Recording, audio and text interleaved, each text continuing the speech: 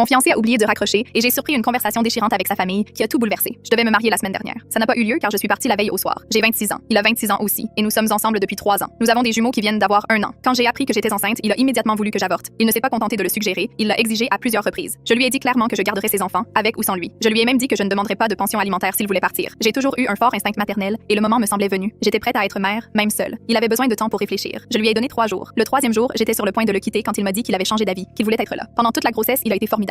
Il m'a accompagnée à tous mes rendez-vous médicaux, m'a massé les pieds, a monté les berceaux. Quand les jumeaux sont arrivés, une surprise totale, il a pris ses responsabilités. Honnêtement, je ne pense pas que j'aurais pu m'occuper de 2 nouveau-nés toute seule. Alors j'étais tellement reconnaissante qu'il soit resté. Pendant des mois, il a été le père parfait. Il changeait les couches à 3 heures du matin, les promenait dans l'appartement quand ils pleuraient sans cesse, leur chantait des chansons. 6 mois après leur naissance, il m'a demandé en mariage. C'était magnifique. Il l'a fait dans notre salon, alors que les 2 garçons dormaient dans leur berceau. J'ai dit oui sans hésiter. On avait l'impression d'avoir surmonté le plus dur ensemble. Et maintenant, on était prêts pour l'éternité. On a passé 6 mois à organiser ce mariage. Mes parents l'adoraient. Mes amis n'arrêtaient pas de me dire à quel point j'étais chanceuse. Je les croyais. La veille de notre mariage, nous avons dormi séparément. J'étais à notre appartement. Il est allé chez ses parents, à quelques rues de là. Après le dîner, il m'a appelé, m'a dit qu'il m'aimait, qu'il avait hâte de me voir remonter l'allée jusqu'à l'hôtel, que demain serait le plus beau jour de notre vie. J'étais très émue. Nous sommes restés au téléphone pendant 20 minutes à parler de notre avenir. Quand nous nous sommes dit au revoir, j'ai attendu qu'il raccroche. Il ne l'a pas fait. J'ai entendu un bruissement puis la voix de son père. C'était elle. La voix de mon fiancé était différente, monolithique. Oui, j'aurais dû raccrocher, mais quelque chose dans son ton m'a incité à rester en ligne. Sa mère a renchéri. Tu lui as dit silence. Alors mon fiancé a dit lui dire quoi, maman? La voix de son père s'est faite plus ferme. Que tu acceptes ça uniquement parce que tu te sens piégé. Mon fils,